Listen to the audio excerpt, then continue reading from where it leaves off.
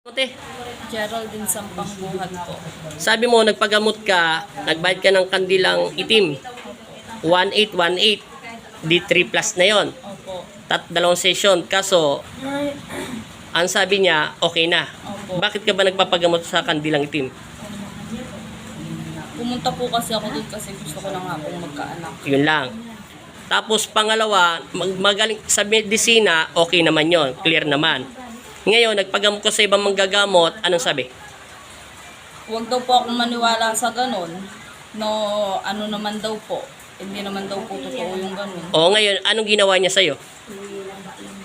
Tinaas po yung... Ganyan lang. Opo. Tapos ngayon, wala pa rin. Wala pa rin po. Ngayon, nakakatulog ka ba hindi?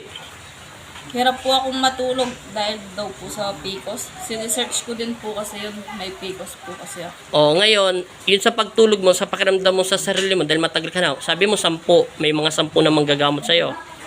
O ngayon, ano naman pakiramdam mo pag napupunta ka sa ibang manggagamot? At ano naman ang pinagkaiba, yung ikaw ay tapos na gamutin ng mga manggagamot? Nakakatulog ka ba? Nagiginhawa ka ba? Etc. etc. Ginhawa po. Tapos mga ilang araw, bumabalik ano? Minsan buwan po. Buwan. Opo.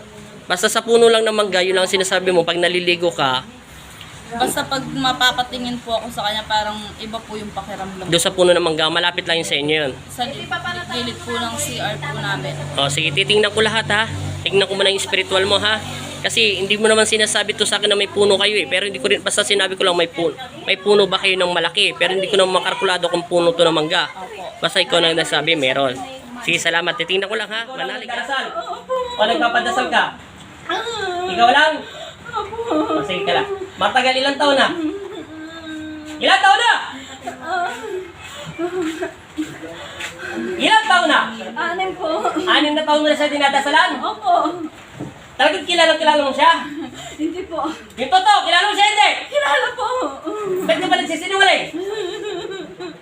Ilocano ka? Opo.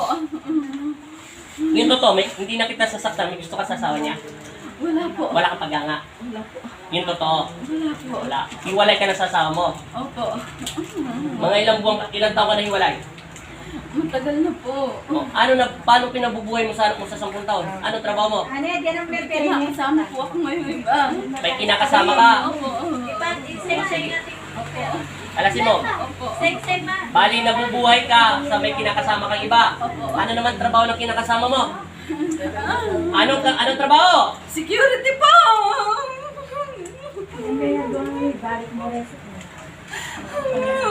Sige ka lang. May anak ka na ha? 10 taon. Babae siya lalaki. Lalaki po. O sige. Ba't ganyan ka magsalita? Ayusin mo pagsasalita mo. Tapon ng tapon. 6 na taon mo na siya dinadasalan. Sige. Sino nagturo sa'yo magdasal? Saan? Sa Ilocano? Opo. Sige kalas. Opo. Babae lalaki nagturo sa'yo.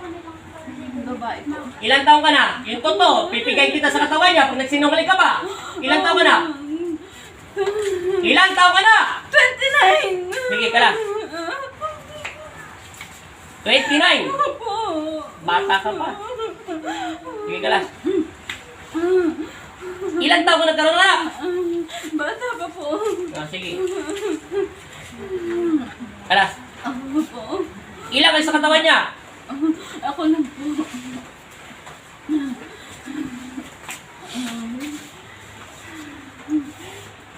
Isa mo. Tawag-tali ako doon sa bata. Okay, kalas.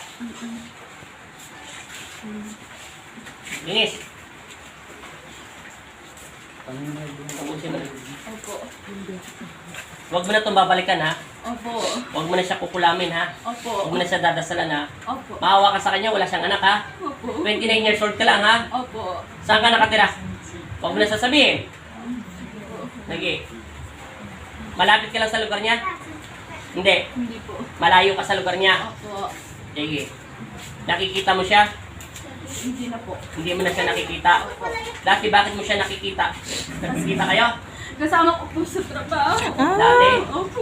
Sige, tanggal. Ayaw ko nang alamin. Sige, kalas. Yes. Sige. Happy New Year. Bakit dati anong trabaho mo? Lady Guard. Lady Guard. Sige, kalas. Here. Lady Guard. Sige, kalas. May nagsabi po. Sige. Kasama mo siya dati sa trabaho. Opo. Pares kayo Lady Guard. Opo. Sige, kalas. Wala ka tagang pagmamalsa sa amin niya. Wala po. Sige. Pero may kinakasama ka na. Opo. Sige. Guardia din. Opo. Sige. Sige, kalas. Opo. Ilocano ka, ha? Opo.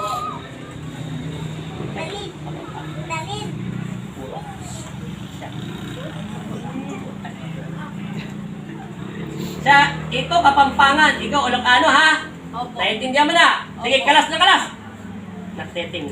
Marami na to pinunta mong gagamot. Nagpadasal na to. Tanggalin mo. Naiinggit ka sa kanya. Naiinggit ka ba talaga? Nagagalit ka talaga. Yung totoo. Naiingit po siya nagagalit. Bakit ka nga nagagalit?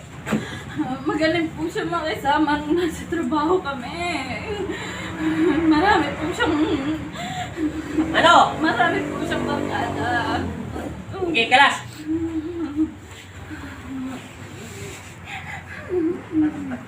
Ay, nako. Hindi ka ba naawa sa anak mo? 10 taon pa lang, nilalagyan mo na siya, tinuturo mo na siya maging masama. Alam mo ba yung ginagawa mo, yung pagbibigay mo ng sakit sa taong ito, isinasali mo yung sakit doon sa anak mo. Wala ka bang takot sa Panginoon Kristo? Meron. Wala ka bang takot sa kanyang katawan? Wala ka rin bang takot sa anak mo na magkaroon ng isang karmahin? Gusto mo ba lahat ng sakit ay dapuan yung anak mo? Kulang pa yung kita ng kinakasama mo o yung partner mo. Kukulangin pa din yung kita mo kung magtatrabaho ka, naintindihan mo? Opo. Nagtatrabaho ka ba hindi? Hindi po. Nasa bahay ka lang? Nasaan ka ngayon?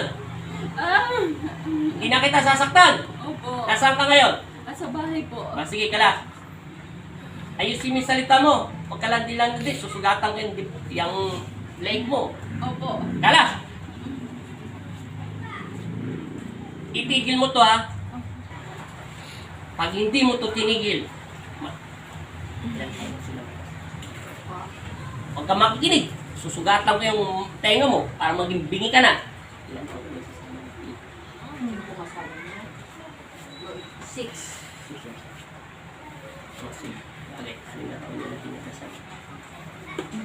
Okay, kalas! Opo.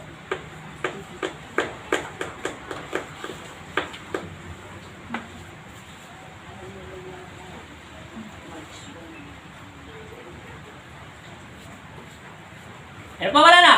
Wala na po. Itumabi ka sa gilid niya. Huwag mo pakalaman kamay niya.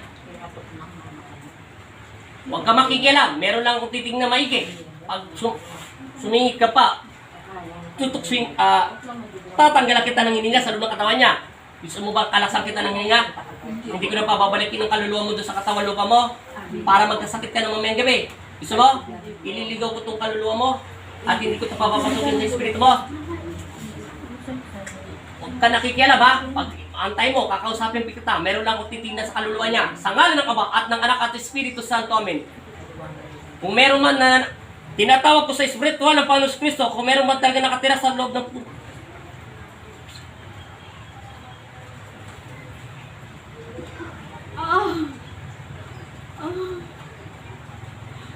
Aray. Aray ko. Aray ko.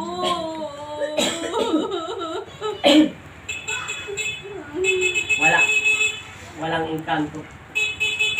Isa lang ang sa loob ng katawan niya. Wala talaga. Walang maligno. Walang mga laman lupa. Nag-iisa lang itong taong ito. Huwag ka nang babalik sa kanya, ha? Naintindihan ang sinasabi ko sa'yo. Pagbibigyan kita, tanda mo. Tigilan mo inggit at galit sa kanya. Dapat niya mag-isip ka sa sarili mo, eh. Siya walang anak. May asawa. Ikaw, iniwan ka ng asawa mo dahil siguro salbahin ang gali mo. Pangalawa, binigyan ka na niya ng anak, ng Panginoon Kristo. Ikatatlo, meron ka na kinakasama. Naintindihan mo sinasabi ko sa'yo? Opo. Manahimik ka na. Pag hindi ka na nahimik, tatanggalan kita ng hininga sa araw na ito. Aray ko. Tatanggalan na kaya kita ng hininga. Hindi po. Magbabago ka hindi. Magbabago. Sisiguraduhin mo. Opo. pagbibigyan kita, tanda mo. Muling pagkakataon mo to, tanda mo sinasabi sa'yo. Sa pangalan ng Ama at ng Anak at Espiritu Santo, masamang espiritu, lumayas ka sa loob ng katawan ng tao ito, patahimikin ito sa pangalan ni Jesus. Amen.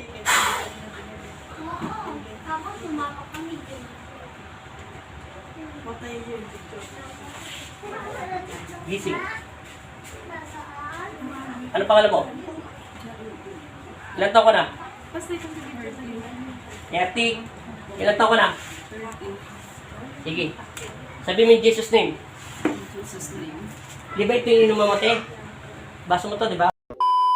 Ano pakiramdam mo? Magang na. Okay na. 6 years kanya dinadasalan. Usog ka lang te ha. Usog lang. Ikaw talaga automatic kinukulam. Kinukulam ka. May anak na siya, 10 taon, hiwalay siya sa asawa niya, may kinakasama. Ikaw may asawa ka, hindi kayo hiwalay, ilang taon na kayo nagsasama? 6 years na rin.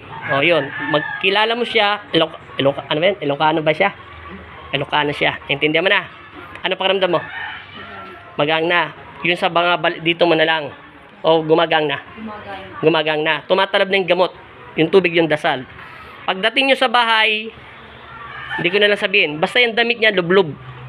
Ha? Salamat. God bless. Kanina, puro katawa ha. Ngayon, napalitan ng iyak. Yung nanay mo kanina, nakasimangot. Hindi mapinta mo ka. Ngayon siya naman nakangiti.